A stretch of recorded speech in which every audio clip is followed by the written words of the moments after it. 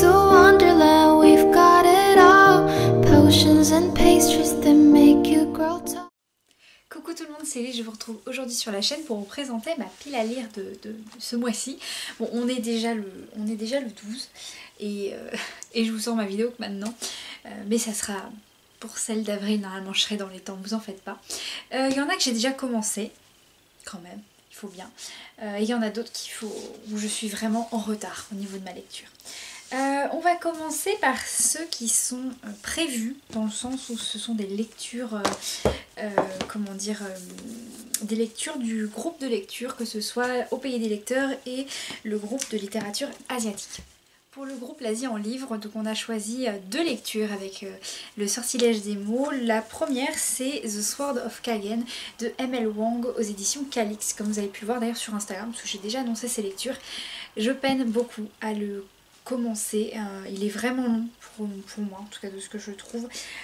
J'ai lu à peine, j'ai lu 150 pages. Je suis même pas au chapitre 10 encore, vous voyez, et elle l'a déjà terminé. Non, j'ai vraiment du retard là-dessus, mais je sais pas, j'ai vraiment du mal à avancer pour le coup.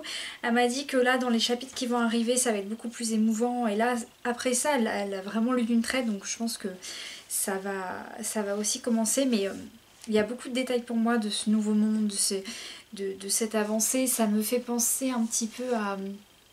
Alors je ne l'ai pas encore lu, mais des avis que j'ai eu du clan des Otori. En fait, il y a tout un clan là encore un peu asiatique, il y a beaucoup de détails aussi. Et du coup, voilà, pour l'instant j'ai vraiment du mal à avancer. La prochaine lecture qui est prévue, c'est La Cité au mur incertain de Haruki Murakami aux éditions Belfond. Là j'ai hâte, mais c'est aussi un pavé. Après ça a l'air d'être écrit un petit peu moins... Ça a l'air d'être écrit un peu plus gros, donc on va voir, mais c'est aussi un gros livre. Ensuite, pour le groupe de lecture Au Pays des Lecteurs, là on a choisi deux lectures, une que je n'ai pas avec moi d'ailleurs, que j'ai oublié à la librairie. La première, c'est Atalante de Cassandre Lambert. Là aussi j'ai du retard parce que on a 2 semaines pour la lire et j'ai 3-4 jours de retard. On lit 2 chapitres par jour. Pour l'instant j'aime beaucoup, la plume de Cassandre Lambert est vraiment magnifique. Et là en plus c'est sur Atalante, un personnage que j'aime bien aussi, donc je vous en dirai plus dès que je l'aurai terminé. Et l'autre livre qui est prévu, c'est L'Agence Perdido de Victor Dixon, que j'ai laissé à la librairie et qu'on va commencer un peu plus tard aussi. Je pense que ça va être pas loin de la lecture du Murakami justement. Et là pareil, on a organisé la lecture pour certains chapitres tous les jours d'une certaine semaine, donc on verra ce que ça va donner. Ensuite, pour les lectures annexes, ce mois-ci, pour la lecture commune voyage littéraire, c'est l'Australie qui a été sélectionnée. J'ai vraiment galéré à trouver un titre qui était dans ma pile à lire, et j'en ai clairement pas trouvé en fait dans ma palle physique ni numérique. Mais en faisant le tour un petit peu à la librairie, je suis tombée sur un titre qui vient juste de paraître et je m'attendais vraiment pas à ce que ce soit une autrice australienne qui l'ait écrit. J'étais tombée sur... j'avais d'autres idées en fait qui étaient moins, on va dire, moins alléchantes, mais qui faisaient partie de ma wishlist. Et lui, comme il venait juste de sortir, ça tombe bien parce que je veux lire un peu plus de nouveautés. C'est celui-ci, Alexandra Warwick, qui est vraiment, pour le coup, c'est tiré justement, c'est traduit de l'anglais Australie, donc je suis vraiment contente de l'avoir, d'être tombée dessus, même si c'est marrant parce que la couverture n'indique pas ça, c'est États-Unis, mais là c'est marqué Australie. Mais dans tous les cas, le lire me fera valider, je veux dire, la lecture. L'idéal ça aurait été de trouver un titre d'un auteur australien qui parle de l'Australie, mais là j'étais plus trop dans les temps. Et là on est sur une romantaisie avec un dieu, enfin j'ai pas trop regardé de quoi ça parlait, je savais que c'était une nouveauté, de toute façon c'est moi qui l'ai choisi en plus, donc je m'étais pas trop repenchée dessus, mais non, en tout cas ça a l'air bien. Je pense que je vais le lire assez rapidement parce que c'est le genre de livre que je peux vite dévorer. Donc la taille du livre ne me fait pas peur. Ensuite, pour la lecture commune autour de l'alphabet, ce mois-ci c'est la lettre E et la lettre F. Là j'ai sorti deux livres de ma palle, un qui était arrivé assez récemment et un autre qui date, que je crois que j'avais déjà sélectionné d'ailleurs pour la même lettre et que j'avais pas du tout le temps de le lire. C'est Le Fleuve Sacré de Shusaku Endo. Voilà, en poche chez Folio, que j'avais trouvé d'occasion. C'est un livre qui va être dur, qui est très triste, qui est assez émouvant, mais c'est le seul livre actuellement que j'ai qui est avec un E en fait. C'est vraiment le seul. Donc au moins je le sors de ma palle et ça va me permettre de découvrir pas mal de choses. Ensuite j'ai celui-ci qui vient de sortir et j'ai reçu le service de presse, donc l'autrice c'est Lizzie Felton, donc qui me permet de valider la lettre F.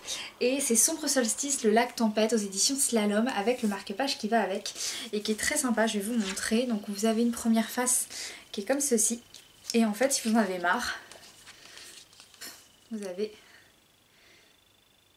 cette petite catégorie. Et ce qui est bien c'est que vous pouvez avoir un petit papillon qui s'ouvre en fait au niveau de votre page.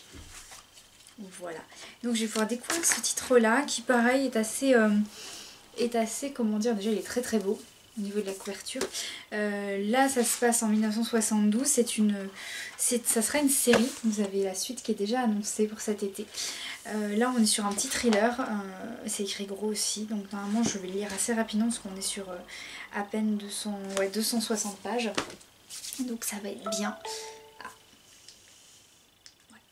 À peine 260 pages et du coup ça va me permettre aussi d'avancer un petit peu dans mes lectures récentes. Et là j'ai choisi 2 livres, ça fait un long moment, qui traînent, qui changent de pile à lire, voilà, qui avait été sélectionné. Il y en avait un qui faisait partie du Cold Winter Challenge, d'ailleurs je ne ferai pas de vidéo parce que j'ai clairement loupé le coche pour vous faire une vidéo de bilan du Cold Winter.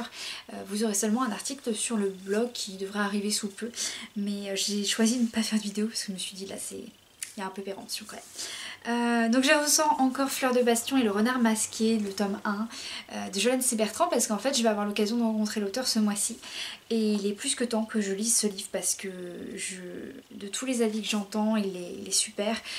Moi j'ai eu des retours de la part de clients aussi, donc il est grand temps que je lise ce livre, surtout que voilà, je pense qu'il va être très vite lu et j'ai hâte de découvrir l'univers de l'auteur, donc franchement il est temps que je m'y mette. Et pareil pour Les Clopins Clopants de Agnès Marot. Le tome 1 parce que le tome 2 vient juste de sortir et c'est un titre vraiment qui me fait l'œil depuis sa sortie. À chaque fois je me dis je vais me poser, je vais le lire et en fait je l'ai toujours pas fait. Et il est plus que temps.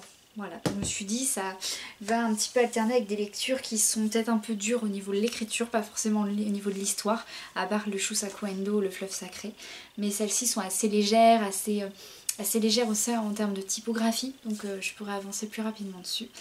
Et voilà. Donc n'hésitez pas à me dire ce que vous pensez de ces lectures, s'il y en a que vous avez déjà lu aussi, parce qu'il y en a certaines qui ne sont pas quand même très récentes. Et n'hésitez pas à m'en recommander d'autres. Je redécouvrirai avec plaisir ce que vous avez mis dans les commentaires.